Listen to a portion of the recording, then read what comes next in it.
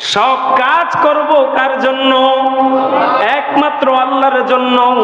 প্রশ্ন করতে পারেন, হুজুর মাঝে মধ্যে এমন কিছু কাজ করে ফেলি যেই কাজ করতে গেলে আল্লাহর উদ্দেশ্যে করা যায় না। কেউ গুনাহ করতে গেলে আল্লাহ তাআলাকে খুশি করার উদ্দেশ্যে গুনাহ করে, আওয়াজ করে বলেন। তো এখানে আমি বলতে চাই, আপনি আল্লাহ তাআলাকে রাজি খুশি রাখা আপনার মূল লক্ষ্য থাকবে। এখন এই লক্ষ্য পূরণ করতে গিয়ে আপনার যেই কাজগুলো করা বৈধ হয়, যেই কাজগুলো করা যায়, ওই কাজগুলো আমরা করব। আর যেই কাজগুলো করার দ্বারা আল্লাহ তাআলা অসন্তুষ্ট থাকেন, ওই কাজগুলো করা যাবে। আরো জোরে বলেন, করা যাবে। এজন্য যেই কাজ করব আল্লাহ তাআলা আমাদের সকলকে, আমাদের সবগুলো কাজ আল্লাহ তাআলাকে রাজি খুশি করার উদ্দেশ্যে সবগুলো কাজ করার তৌফিক দান করুন। সকলে বলি আমিন। আর জোরে বলি না আমিন? আরে এত জোরে আমিন বলবেন যাতে বাইরে যারা আছে তারাও চলে আসে। জোরে বলেন আমিন। অনেক ভাই, আজকে এলাকায় তো কম মানুষ নাই, বেজে গেছে প্রায় 1-3-4-এর বেশি, এখনো মানুষ মসজিদ ভরা হইল না। অথচ জুমার নিয়ম হচ্ছে মুয়াজ্জিন সাহেব যখন আজান দিয়ে দিবেন তখন কোরআনের আয়াত হচ্ছে, ইযা নুদিয়া লিস-সালাতি মিন ইয়াউমিল জুমআতি ফাসআউ ইলা যিকরিল্লাহি ওয়া যারুল বাই'।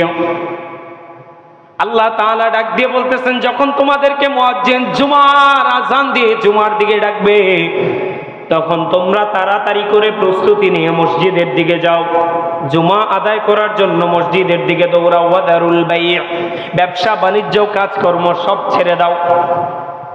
কিন্তু আজকে দেখা যায় আজানের পরেও আমাদের ভাইয়েরা ব্যবসা বাণিজ্য করতেছে, আছে না নাই? আজানের পরেও কাজে কর্মে ব্যস্ত, আছে না নাই? অথচ উচিত ছিল আগে আগে মসজিদে আসা। আগে আগে মসজিদে আসার ফায়দা কি?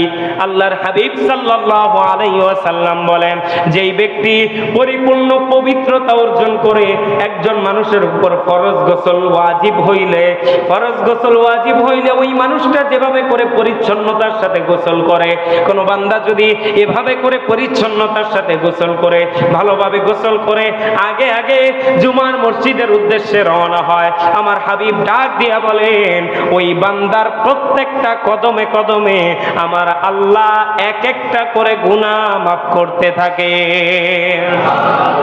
প্রত্যেকটা কদমে এক একটা করে গুনাহ মাফ করতে থাকেন আমার আল্লাহর হাবিব বলেন। এবং ওই গুনার জায়গায় আমার আল্লাহ তাআলা নেক প্রত্যেকটা কদমে কদমে এক একটা নেকি লিপিবদ্ধ করে দেন। সুবহানাল্লাহ। লাভ আছে না নাই?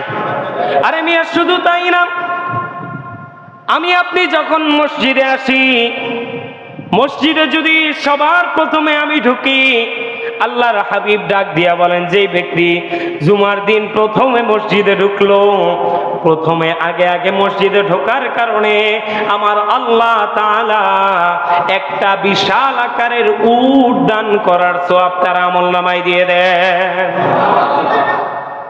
তারপর দ্বিতীয় যেই ব্যক্তি ঢুকলো তার আমলনামায় একটা গরু, তারপর যেই ব্যক্তি ঢুকলো তার আমলনামায় একটা বকরি, ছাগল, দুম্বা, এই লেভেলের কিছু। তারপর এভাবে করতে করতে আল্লাহ রাসূল একটা ডিম পর্যন্ত গিয়েছেন, যে যেই ব্যক্তি ধারাবাহিকভাবে কমতে কমতে কমতে কমতে একবারে শেষের দিকে যেই ব্যক্তি আসবে, একটা ডিম সদকা করার সওয়াব, একটা ডিম সদকা করার সওয়াব। আজকে আমাদের অনেক ভাইরা দেখা যায় ইমাম সাহেব খুতবায় দাঁড়ায় যায়, তারপর তারা মসজিদে ঢোকা শুরু করে। নিয়ম তো এটা ছিল না। আপনার খুতবার আগে মসজিদে আপনি ঢুকবেন, খুতবার আগে 4 রাকাত সুন্নত আছে না নাই? আছে না নাই? আমাদের অনেক হুজুরদের কাছে আবার এই সুন্নত টুন্নত লাগে না, তারা সুন্নত ছাড়াই জান্নাতে চলে যাবে। সুন্নত ছাড়া জান্নাতে যাওয়া সম্ভব? আর আমি আল্লাহর হাবিব যেখানে বললেন, মান আহাব্বা সুন্নতি ওয়াকাদ আহাব্বানি ওয়া মান আহাব্বানি কানা মাই ফিল জান্নাহ, যেই ব্যক্তি আমার সুন্নতকে ভালোবাসবে সে ব্যক্তি আমি নবীকে ভালোবাসলো, আর আমি নবীকে যে ভালোবাসলো সে আমার সাথে জান্নাতে থাকবে। আর জোরে বলেন না সুবহানাল্লাহ। খালি মুখে ফডর ফডর করার নাম আশিকে রাসূল না। কথা বলেন ঠিক কিনা? রাসূলের সুন্নাহ মানার মাধ্যমে, রাসূলের আদর্শ মানার মাধ্যমে বোঝা যাবে আপনার মধ্যে কতটুকু রাসূল প্রেম আছে, আপনার মধ্যে কতটুকু রাসূলের ভালোবাসা আছে। কথা বলেন ঠিক কিনা? এজন্য সুন্নাহ, সুন্নতি জিন্দেগি আমরা পালন করব, সুন্নতি জিন্দেগি আমরা পালন করব। অনেক সুন্নত আমার কাছে মনে হতে পারে এটা ওয়াহিদুক, এটা না হলেও হতো, কিন্তু আল্লাহ রাসূল করেছেন, আর আল্লাহ রাসূল এটা করতে নির্দেশ দিয়েছেন, আমি আপনি এটা করব। আমার বুঝে আসে নাই, কিন্তু আল্লাহ রাসূল নির্দেশ দিয়েছেন, আমার বুঝে আসার দরকার নাই ভাই। আমার আইডল তিনি, তিনি আমাকে যা করতে বলেছেন আমি তাই পারবো না ইনশাআল্লাহ। আল্লাহ কবুল করুন। সকলে বলি আমিন, আরো জোরে বলি আমিন।